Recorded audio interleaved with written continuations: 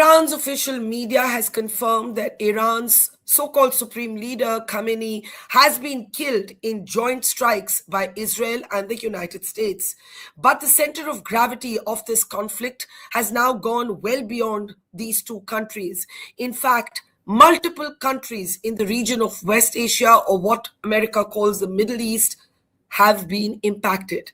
Specifically, the cities of Dubai, Abu Dhabi, countries of Kuwait, Bahrain, Saudi Arabia, airports, hotels, luxury complexes in these cities have been hit as these countries intercept missiles and drones coming in from Iran.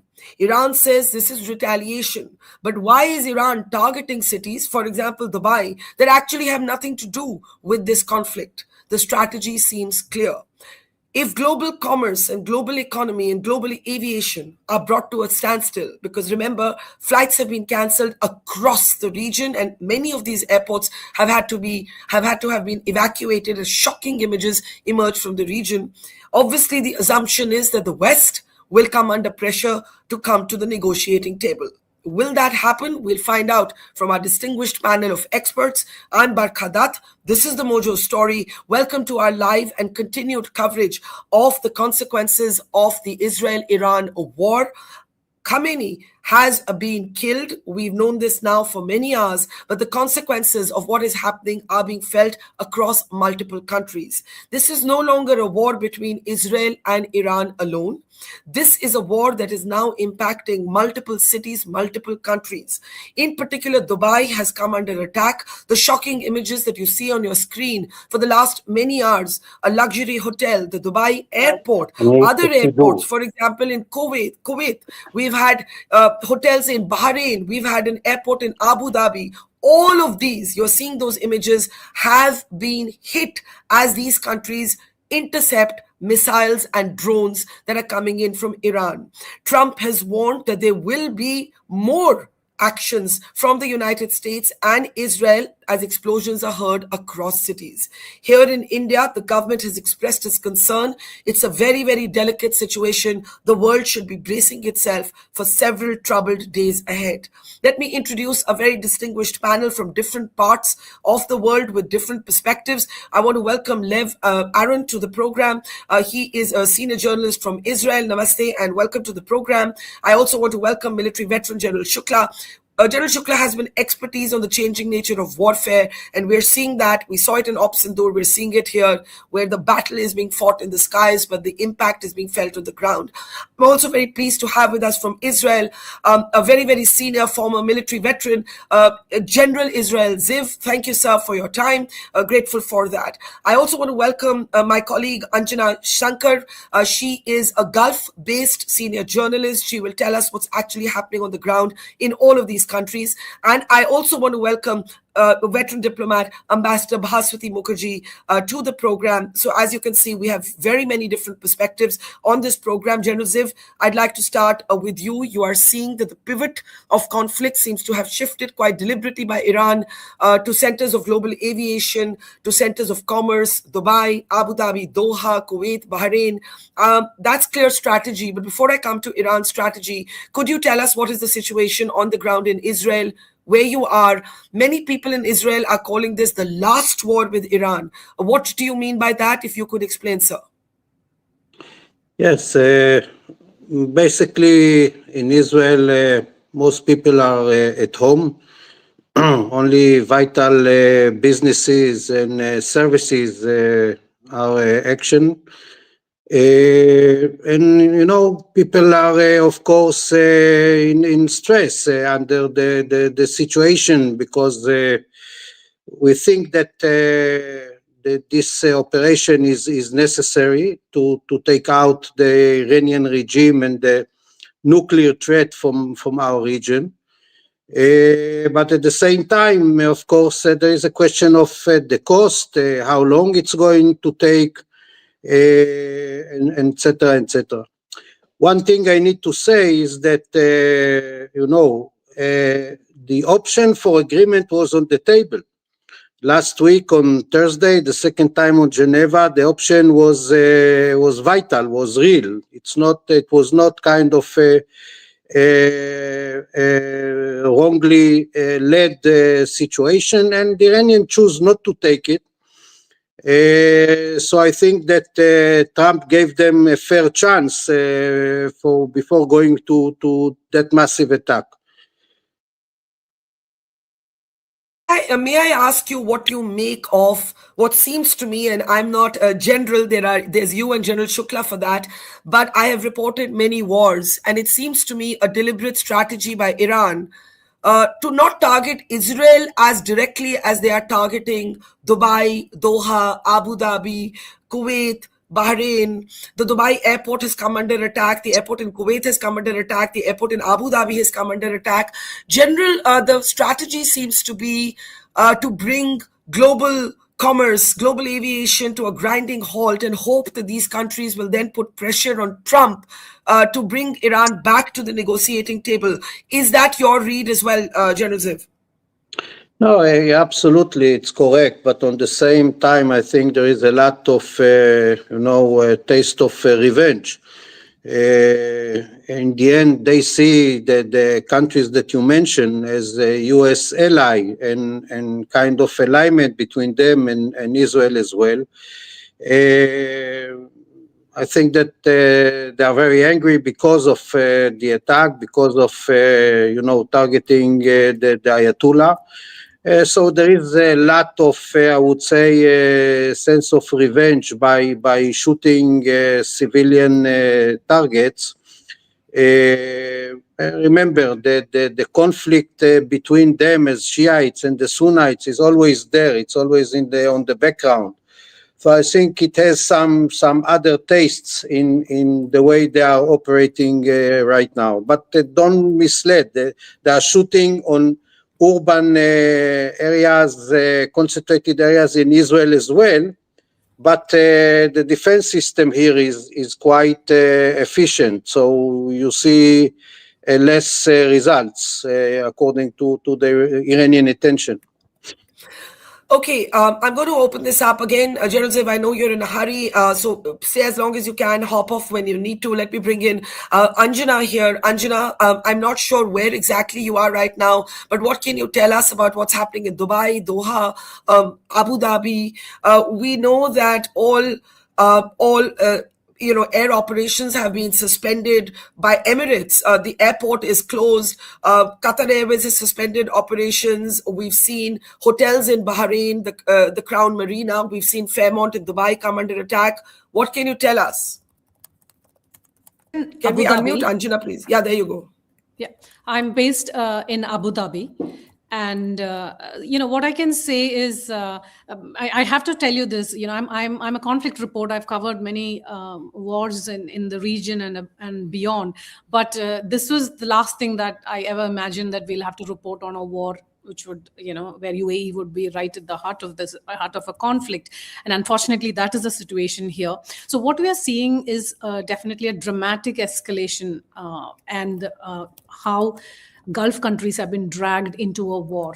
And, I've been here in this region for more than 25 years. And ever since, like every time you talk to diplomats or you talk to UAE officials, attend conferences, there is one common narrative was one thing which UAE wanted was not to get dragged into a conflict or rivalry between Iran and Israel. That has been the core of their foreign policy. But that is what is unfortunately has happened. And overnight, people are, there's a little bit of panic here. There are two different kind of narratives happening on social media, or even when you talk to people, a lot of people who are taking it quite chill, they're very calm. People are going about with their business as usual, but there is also a little bit of panic because, psychologically it impacts you. This has long been a bastion of stability, one of the always touted as one of the safest countries in the world. So people are not used to it, even when there is a region which is in the middle of a lot of protracted wars, civil conflicts and political instability. But Gulf as a region has always remained stable. So that's what people are used to. People are not even used to, street crimes here. And then you're seeing explosions in the sky, this loud blasts. You can feel the impact on your balcony and on your windows. I mean, I felt it yesterday. Immediately, I didn't understand what was happening. And then, the news started trickling over that there was drone attacks. And yesterday, I think it started with, we saw visuals of how Fairmont Hotel in Palm, which is a very densely populated urban on our center. Screen. It's on our screen right now. Yeah. And also strikes, drone missile attacks in Abu Dhabi's airbase here. Most of them were intercepted, but debris fell, and first casualty was reported yesterday in Abu Dhabi. I think a Pakistani national died. So that was the first casualty for UAE, which definitely shows that Gulf countries are not just mere observers. So yes, last night was a very tense night, which was very crucial to see where this war is heading. Is there a major escalation, or will it be a single strike and a counter strike, and whether it will end there? But what we saw last night was definitely there's a major escalation, and we also see signs of a sustained military campaign from both sides. Both sides are not blinking, either the US or I think, Iran. Anjana, you've explained it very well, that so many people have, for example, gone to Dubai and Abu Dhabi in the belief that these are literally safe havens. These are countries that have kept themselves out of a sort of even geopolitical conflicts. They stay often on the margins. Their focus is on commerce, on emerging as global hubs of trade. And that is where Iran, clearly in its retaliation, seems to have pivoted. Al Arabia reporting that debris from drones has now fallen into the courtyards of 2 homes. If we can go to the Wall Street Journal update, there are ports now being targeted as well. A fire broke out this morning, in fact, at the Jebel Ali port after debris from an intercepted missile coming in fell. So, and again, the hotels, we are also getting reports that a part of Dubai airport has sustained damage. We saw that happening in Kuwait. Abu Dhabi, I think we're getting that confirmation as well. Just before I come to General Shukla and Ambassador Mukherjee, Lev, quick perspective. You're in which part of Israel are you in, Lev? Can we unmute Lev? Thank you. Lev, yes. Thank you for having me. I'm on the Lebanese-Israeli border in emergency room right now. We need to understand if we have a 2-front war or 1-front war. Right now, it seems like Hezbollah are not part of the game, but we still don't know. We hope it will be Iran only. And if we compare it to the 12 days war, the impact is much less. Excuse me. For one, because they also bomb Abu Dhabi, Bahrain, Dubai, and so on. And also their capabilities after the 12 days war is much less. So there is a death toll. There is some kind of a panic. Always Purim and Holi are on the same date. And this time we will not have a Purim. We will not have a Holi in Israel. But still, it is not as severe as it was in the 12 days of the war until now. All right, Lev, we'll come back to you. You said you're on the border with Lebanon. That's where the Hezbollah in particular has in the past been a threat. It's an Iran-backed terror group. So this is, General Shukla and Ambassador Mukherjee, this is not Israel-Iran war anymore. This is a West Asia war or a Middle East war. It has, General Shukla, taken countries that actually, as Anjana just explained, wanted to have nothing to do with the war being pulled in. And Iran doesn't have the military capacity to take on. I just wanted you to Anjana, you have a siren. Is that a siren? Yeah. Yeah, it is an siren, and I get an alert saying, due to current situation, potential missile threats, seek immediate shelter in the closest secure building or steer away from windows. This happened yesterday also a few times. So this clearly shows, I'm very sorry I butt in to interrupt you, but this very clearly shows that this threat is ongoing. Firstly, you must always interrupt when you hear an air raid siren. And secondly, you must, if you're not in a safe place, Anjana, please move to a safe place and then rejoin us. How often are you hearing these air raid sirens right now in the last 24 hours, you'd say? Yeah, I heard one late night while I was sleeping, and then this is the first one in the morning. And I would put this in context because this morning, after we got confirmation of Supreme Leader Khamenei's killing, Iran has said that they will unleash the worst kind of attack, the most decisive attack over all the US bases and into the region. So we are bracing for for something that's coming, for sure. Stay safe. I like you said, I don't think anybody ever thought that Abu Dhabi, Dubai would be described as cities which would become war zones. I want to bring in General Shukla on the military dimension of what we're seeing, Ambassador Mukherjee on the diplomatic one. General Shukla, Op Sindoor deja vu. What has changed? Drones, missiles can be now deployed, weaponized to target spaces that are not those of combatants. Airports, we saw the Pakistanis attempt this with India in Operation Sindoor. Hotels, the strategy seems clear from Iran. How will the world respond? General Shukla. So, Barkha, I think Iran simply lacks the precision capacities, so it is resorting to blunt disruption. Just keep firing all over the place. Yeah. But before that, if I may make 2 to 3 points about how the conflict has panned out. Yes. I'm told that the professional advice that President Trump received from the Chairman Joint Chiefs in a summary was that this is going to be high risk and high reward. So far, I think it has been pretty high reward because, at least in military terms, they've got the scalp of the supreme leader. So pretty successful decapitation strikes. And the risks haven't yet kicked in. One reason, why I think Trump or Israel and Trump simply had to make this regime go. There is now strong indications to suggest that the Iranians had resumed enrichment of uranium in that famous Pickaxe Mountain, and they were going to bury it so deep that it was going to be beyond the range of the B-2s in any future strike. And second, what was even more worrying was their missile capacities. They were taking them to the ICBM domain, which would enable the missiles to not only strike bases in West Asia, but Europe and the United States. Prime Minister Netanyahu was constantly telling President Trump that their Fateh 1 and Fateh 2 are hypersonics, which should be uninterceptable by Arrow, Iron Beam, Iron Dome.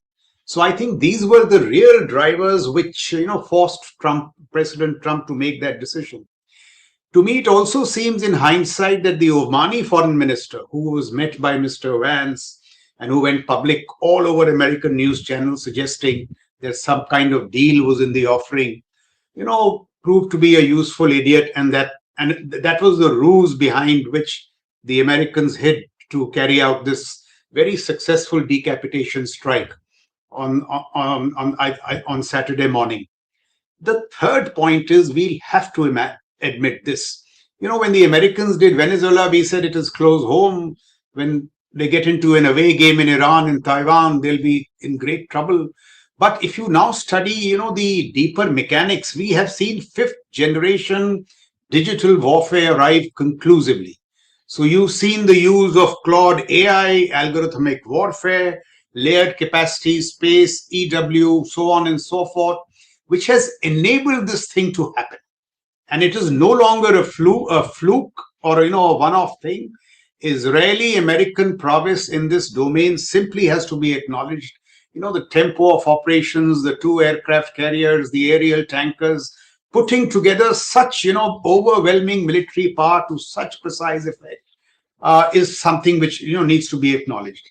The last point I would like to make is that, I would also like to point to the lack of professionalism on part of the IRGC. The supreme leader should not have been in the compound. What was he doing there? When after all these warnings and, President Trump saying 10 days and you had him there, I don't blame him, but all the advisors around him, it is simply unprofessional. The second point is that after 2 to 3 years now, when the Iranians have they know what kind of threats are going to hit them, their responses have been pretty underwhelming in terms of lethality, in terms of precision. So they just seem to be spraying drones and missiles all over. But isn't there a method in that madness? I think that's the point. I don't. Can I just make 30 seconds? Yes, yes. I don't see that so far. I mean, the military is hit to strike, they have to be casualties. I'm not wishing for civilian casualties, but I'm saying they don't seem to be lethal. And it is not once, twice, thrice. And the last point is their air defenses seem to be pretty feeble, ineffective. And here, every time we hear, Chinese 16 tankers landing, Russian 8 tankers landing, what are they carrying? Potatoes. Because they don't seem to be doing anything to the Iranian air defenses. So militarily, I don't seem to have much respect for the IRGC. And the larger lesson is that invest in professional militaries and not in ideological militaries. Ideological militaries are good for repression, not for warfighting.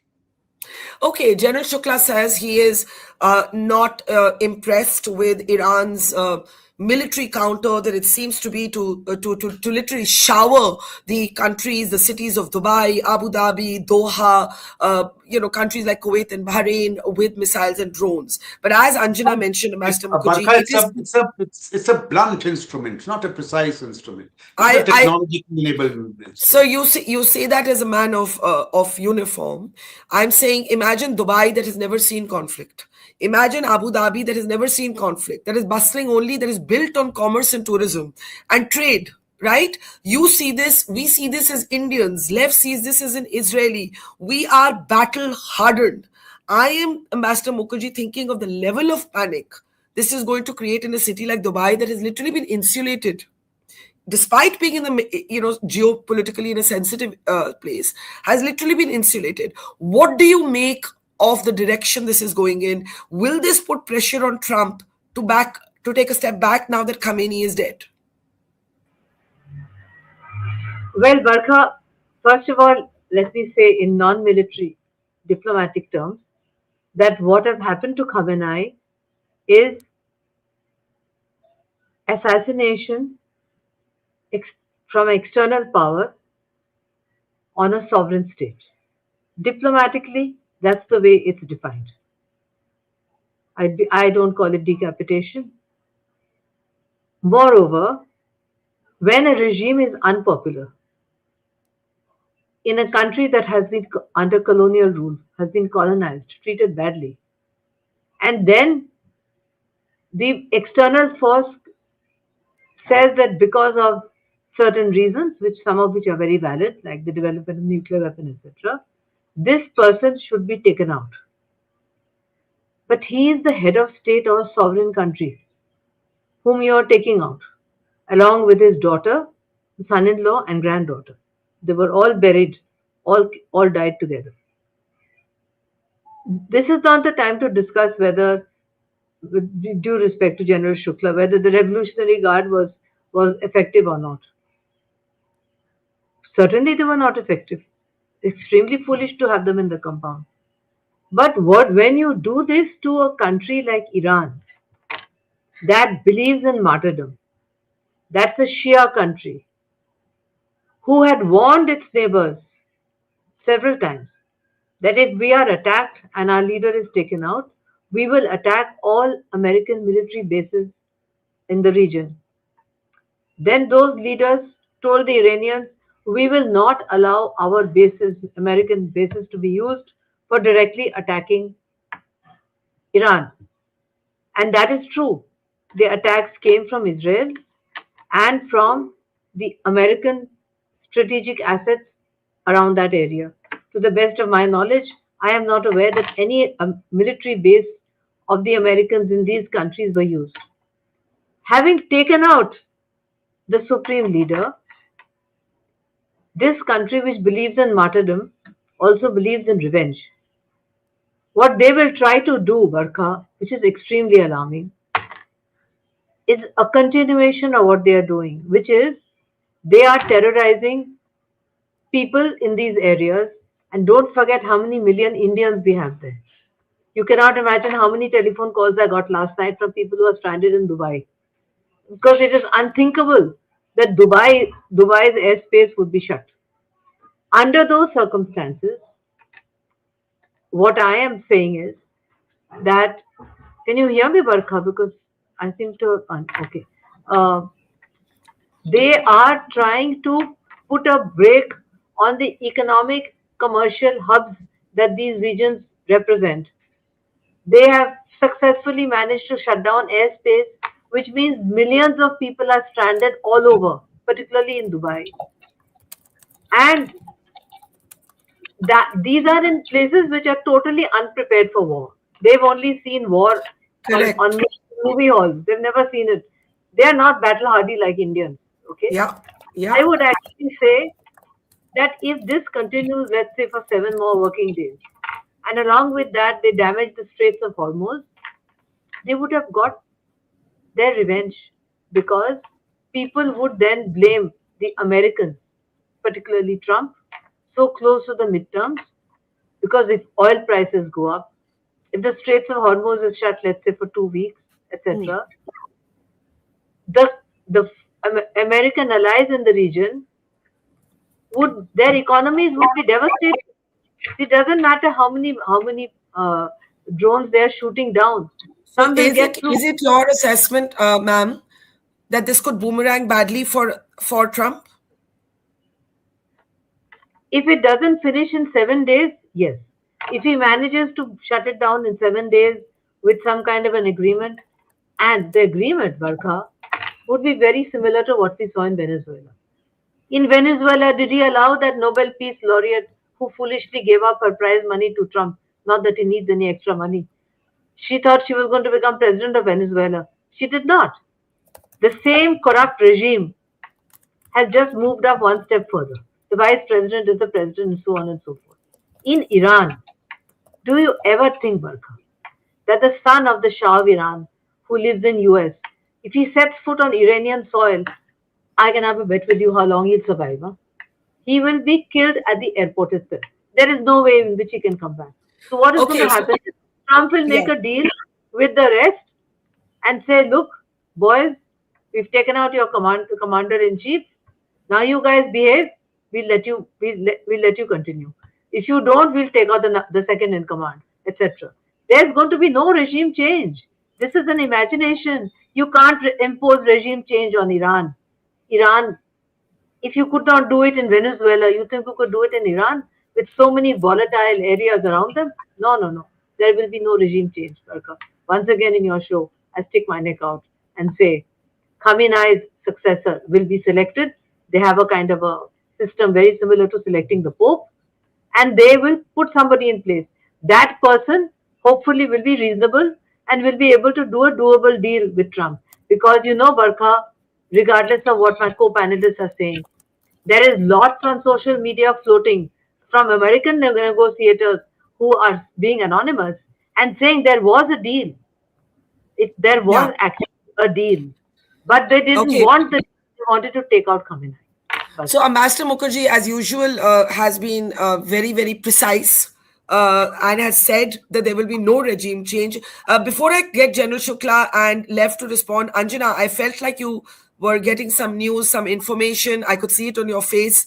One reporter recognizes this on another reporter's face. What can you tell us about what you're picking up in Abu Dhabi?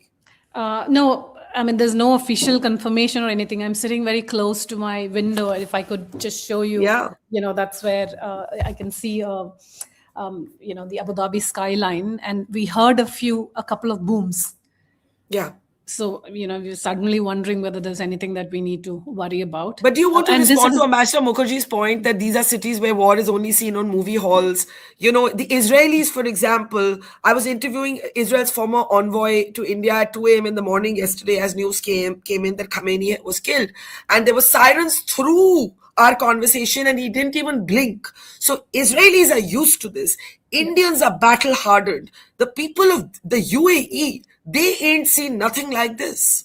Anjana. But Barkha, there is something which I need to tell you, Yeah. and I'm not saying this in a very sycophantic manner. Though we are not people of the UAE and not used to it, there's something very unique about it, and that's what I'm reading on social media. People have this, an extra level of confidence on the leadership and on how the authorities are managing this. So, Yeah. I see a lot of messages saying that, I still feel much safer here, for example, than walking on the streets of London and things like that. And this is, people are not just hyping it up, but there is that sense. And I think authorities since yesterday have been giving out consistent messages, and the way things have been handled, the quick responses, the social media messaging, and also, even we know that hundreds and thousands of people, at least 22,000 people, if I am correct, are stranded currently at the Dubai airport. And there are messages saying that the UAE authorities are going to take complete charge of their expenses, accommodation. But I mean, which part of the world would this happen?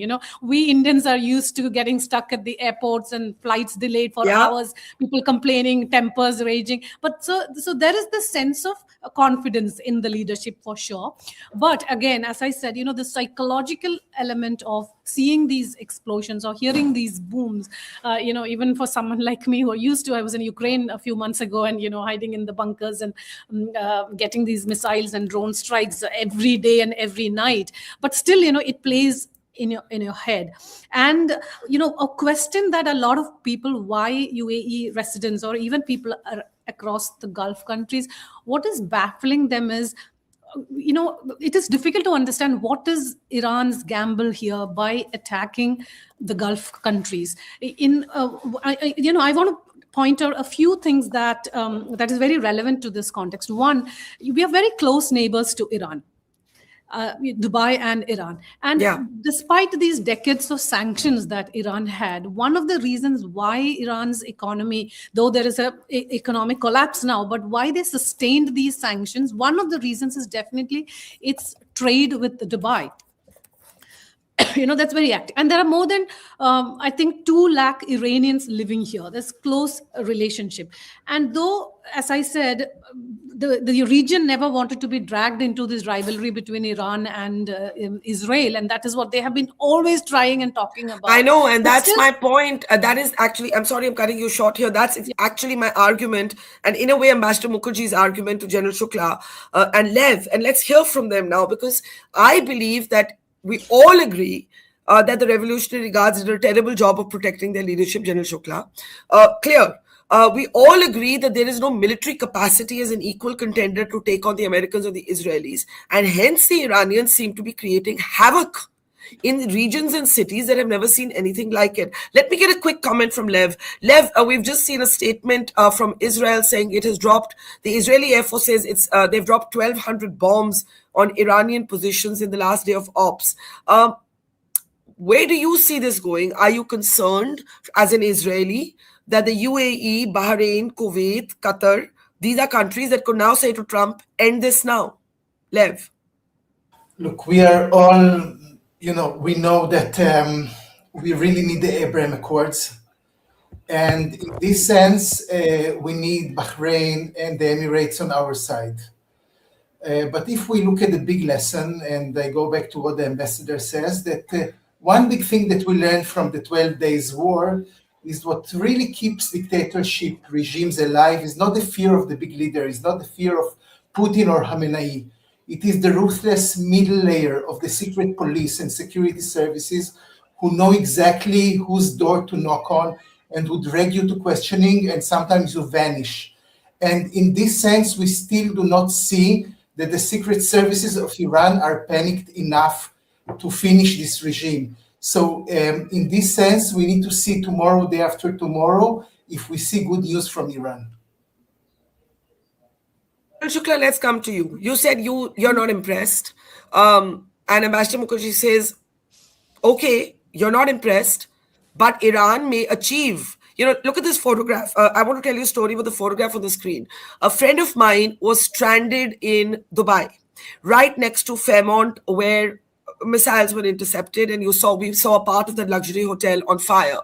He's now in a car trying to somehow flee. He's an American, trying to somehow flee into Oman. And he captured this on his phone, right? This is what people who go to business for Dubai, people who live in Dubai, tourists, businessmen, bankers, software engineers, they go to Dubai because they think Dubai is not a war zone. They go to Dubai because they think Dubai is not political. They go to Dubai because it's insulated. Is Iran achieving something here by punching above its weight in a chaotic fashion? See, I'll reiterate. Iran is doing this because they have not developed military capacities for the political leadership to exercise. It is simple. When, say, in peacetime, the Indian military argues for peace capacities, some may call it jingoism. I say you build capacities because the use of these capacities are a political option. They just expand political options. And that is why a country like India is in the happiest space, because the control of the military debate is settled. Now we must invest in capacities, the exercise of which will always be political options. And this is where Iran and America have a distinct advantage over the Iranians, political militaries versus ideological militaries. So IRGC is concentrating on, building the ranks of besieged, taking down repression to every mosque. But when they are challenged militarily, they have no response. Now, where does this go from here? Now, see what should worry us even more. And it seems pretty apparent, if the Americans and the Israelis together, and here, Trump and Netanyahu are outliers, very distinct outliers. If they get control of the skies, if they manage to suppress the radars, they could, over a period of time, hunt down the leadership from the air. And at a much later date, when they think they have got some kind of control, they could insert ground forces. So I do acknowledge that regime change is a very difficult proposition, but we must not rule them out, because Netanyahu and Trump are very different kind of players. And here Israel has got, its Mossad, its Kurds. I think something is cooking. It could happen. It's not going to happen easily. In fact, Can it happen from the skies? Yeah, Has there ever been a regime change from the skies? Very, very interesting point. Now, may I make 2 points? Yes. The last time it happened, to my knowledge, was in Yugoslavia. Thereafter, merely control of air did not allow regime change. But the kind of control of air you have today with this 5th generation algorithmic digital kind of warfare, you have got complete control of the skies. You are operating with gay abandon. And once you do that, it is a possibility, something which Trump and Netanyahu may risk.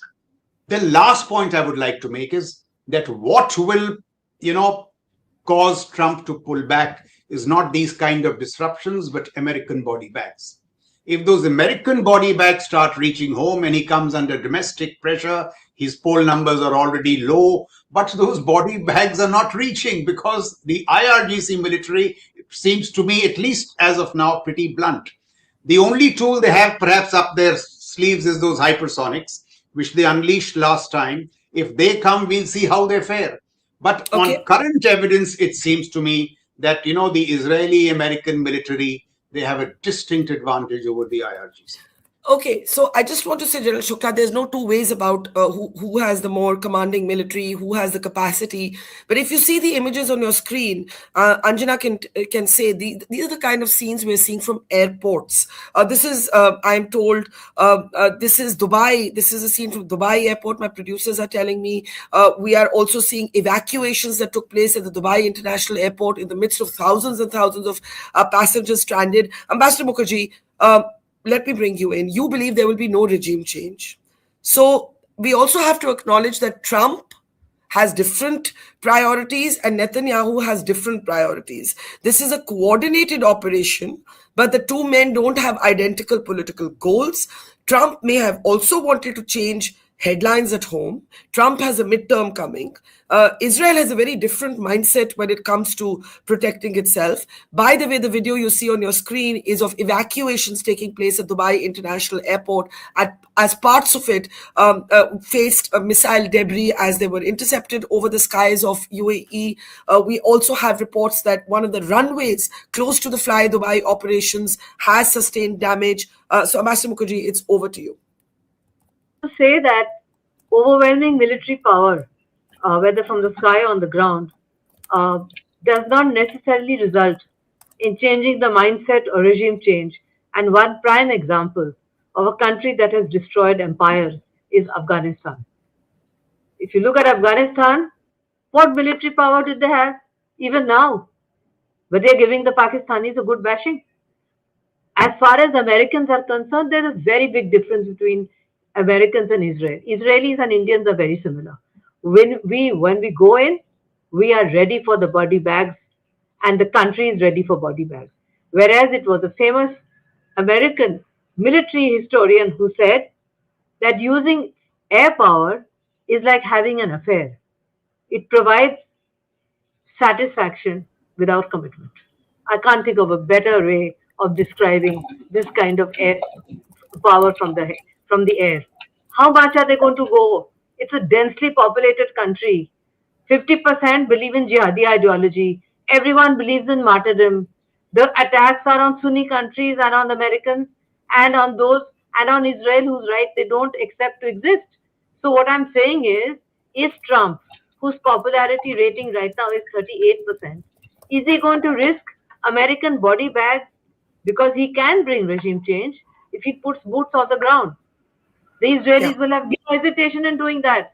But if, let's say, even 10 body bags come, or worse than that, Barkha, let's say that 20 jihadis in Iran capture 5 American soldiers, oh my God, then you will see images that I don't want to see.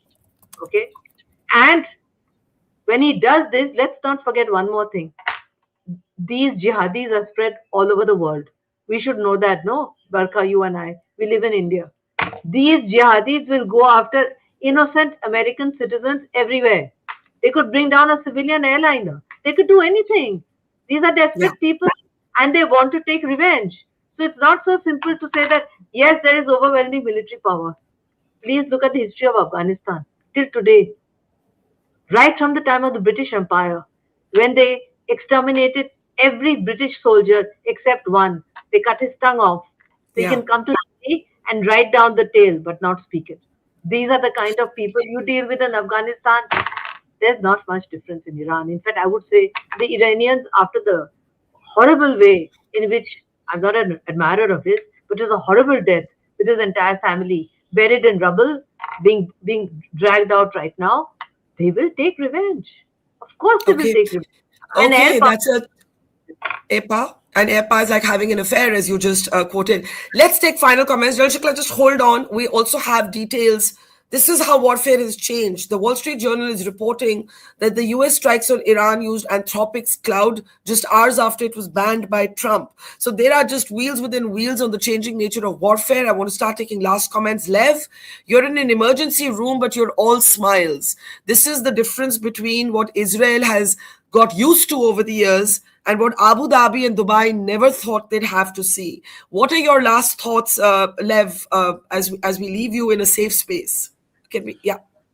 First of all, you're right. In Israel, we have it like for the last 2 decades with Iran, even for the last 3 decades.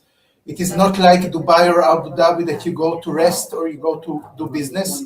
But on the other hand, these are the things that at the beginning you are panicked, and after 1 or 2 weeks you're getting used to it. So I guess also Bahrain, Abu Dhabi, and Dubai will have the same taste as Israel, and let's hope for peace. Okay, so that is, you can see how the difference is when countries are used to battle over many years. They have a very different perspective. Anjana, what are the UAE authorities saying to people right now? How are they communicating with people and what are they conveying?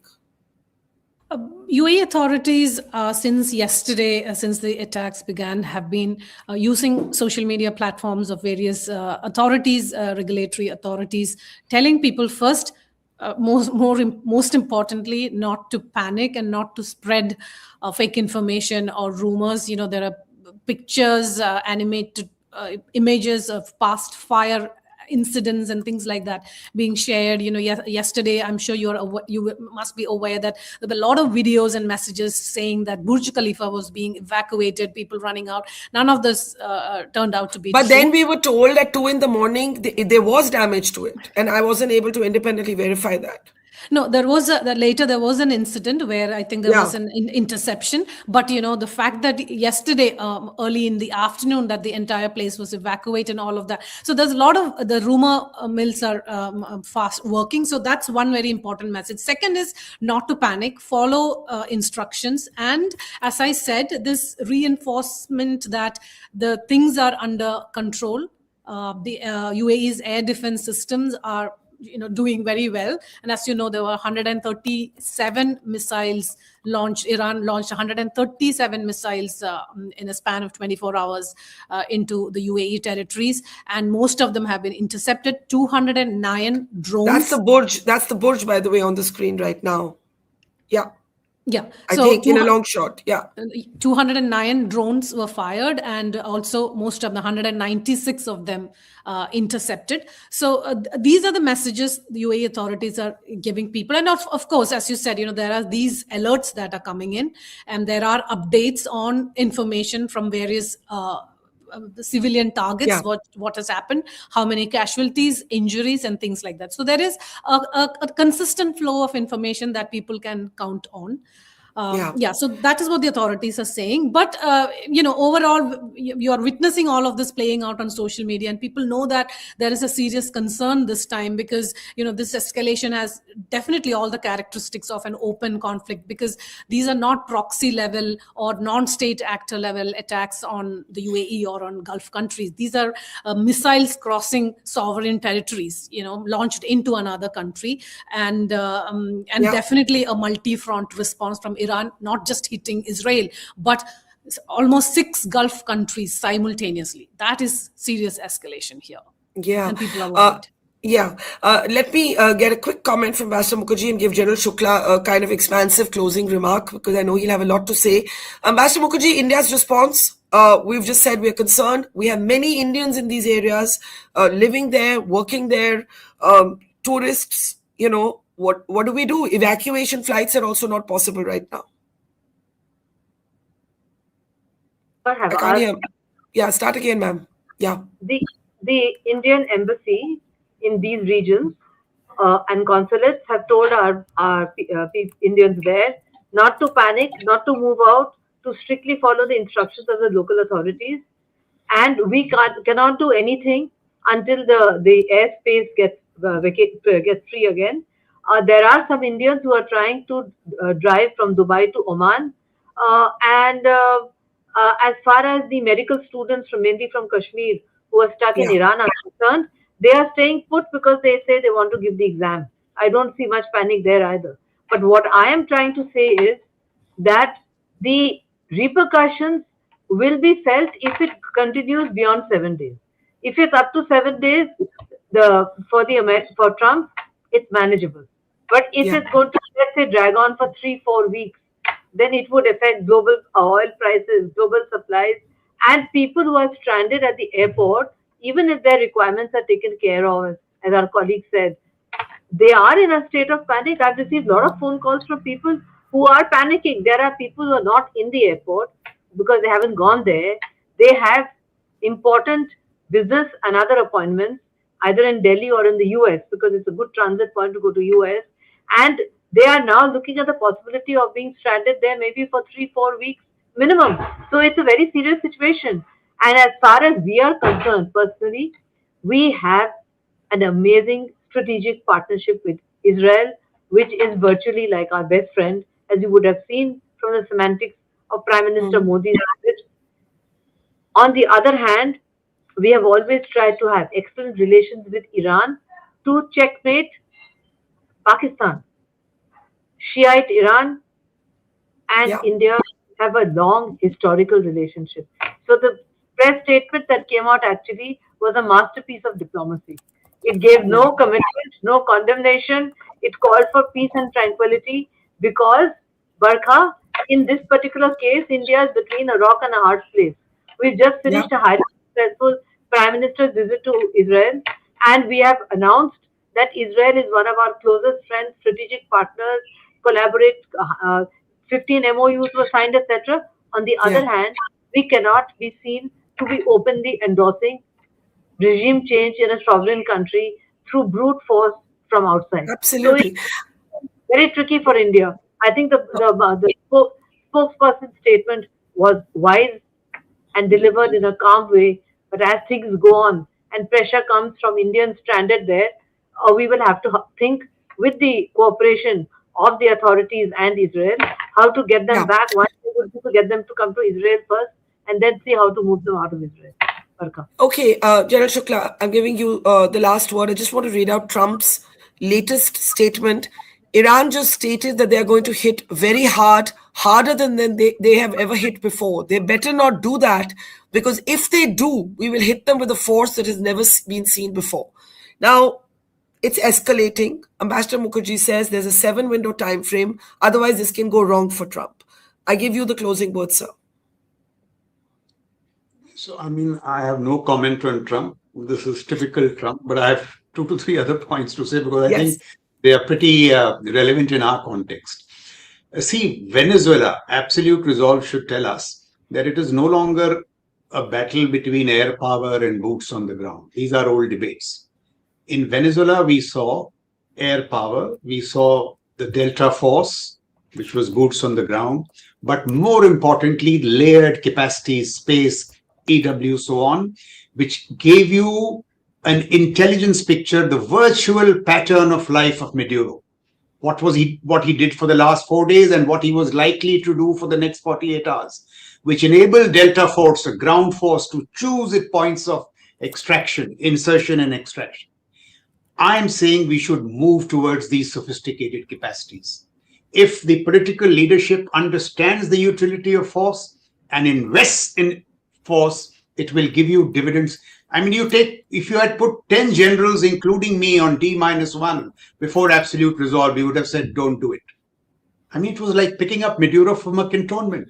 So if you seriously believe in your military, understand its nuances, invest in it, and are a little lucky, it is no longer about air power versus boots on the ground. It is a sophisticated coming together of these capacities. Secondly, I keep saying this, civilians must be more demanding of their military. If they are more demanding of the military and questioning of their military, it will deliver far better, apart from resourcing. And the third point, the whole lesson here is that when you invest in centers like Dubai and so on and so forth, economic centers, productivity centers, you also have to look at defense. Look at Europe, the richest cohort in the world, neglected defense, and where is it today? So the lesson for India, at least, is that when you are seeing these missiles flying in distant places, heed the words of your Prime Minister who said Sudarshan Chakra. And much of that Sudarshan Chakra capacity, Iron Dome, Iron Beam, today AD interception costs, high energy lasers, Barkha, are zero. So if you invest in technology, see where you will go. And India has the talent. India has the capacity. If we invest in our instrument of force and if force and diplomacy come together, we'll be this Viksit Bharat. Or we may also be faced with this prospect someday if if we don't invest, missiles. Today, Delhi, the only challenge is pollution. But if we are not careful, it'll be these missiles flying all over. Well, General Shukla, we had a taste of it in Op Sindoor. Yes. We had So we must missiles invest targeted more and more. towards Delhi. And Barkha, I am repeatedly saying this. I'm not making an argument for war fighting. I'm making an argument for deterrence. Invest in these capacities so that you don't have to see this pain. All right. Thank you so much. This has been an excellent conversation. It is going to be a volatile few days. I think the world must brace for some tough times ahead. What happens between Israel, Iran, and America will impact the UAE, Kuwait, Bahrain, Qatar, it is already impacting major cities, major points of commerce, major points of global trade. We have thousands, hundreds of thousands of people unable to fly from point A to point B. Khamenei is dead, but Ambassador Mukherjee reminds us that Iran is not Venezuela. General Shukla is not impressed with Iran's military response, believes the response is chaotic, but sometimes, sorry, General Shukla, you're saying something. आवाज नहीं आ रहा sir हाँ I'm saying that thus far its response has been lackluster. नहीं, that we're in agreement with you. The only thing that, as Anjana reminded us, is that this has the capacity to destabilize cities that have never seen anything like this. Yeah. And But Oman has also come under attack as we talk. Oh, I see. Drone strikes in Oman the commercial port. So that was the 6th Gulf country that Iran has attacked in the last 24 hours. Well, thank you for that update. So now General Shukla is saying something. Yes? I said ships are already not transiting the Strait of Hormuz. So maritime disruption has already occurred. So that's what I said. Global trade, global aviation, global commerce, oil prices, the general sense of these areas being the safest areas. It was often said that the UAE sits in the middle of one of the most sensitive areas in the world, and yet it's never had to battle terrorism because its management of security, its management of its own interests has always been so effective. But when a country basically sends drones into your country, into highly populated residential areas, what can you even do? I was told that Ambassador Mukherjee wanted to say something, but I don't actually see her on the screen. There she is. Ma'am, go ahead, quickly. Yeah, and now I don't see Lev. Could we bring him back? Yes. Ma'am, I can't hear Ambassador Mukherjee. Yes, can you hear me now? Yes, I said that's why I reiterated that Trump needs to finish this within 7 days. After 7 days, it will have a huge impact on his midterm elections. That's what I'm saying. Okay, I think that point is taken. Anjana, you mentioned Oman. We're seeing the images from Oman now on our screen. Oman coming under targeted attacks from Iran that has basically decided that its strategy at this point is not to battle the Israel or the American military, but to create hell for 6 Gulf countries. And how the world now responds to this. This is Oman's Dukma, am I saying this correctly? Dukma commercial port that has been targeted by 2 Iranian drones, and a worker has in fact been wounded, Oman State News Agency is now reporting. I was just going to say, in the midst of all this, Lev has a philosophical sort of calmness about him that captures the very distinct Israeli response from how the rest of the world is responding. Lev, we wish you well. Anjana, we wish you safety. To General Shukla and Ambassador Mukherjee, it is always a pleasure to learn from both of you. And earlier to General Ziv with his very no-nonsense explanation of what is going on. We thank him as well. This is going to be a busy Sunday for all of us, so do tune back in. We'll have live coverage through the day. Take care, stay safe, and see you soon. It's great to see you here. Thank you for watching our work. If you haven't subscribed yet, don't forget to click the bell icon and subscribe to Mojo Story and support independent, robust journalism.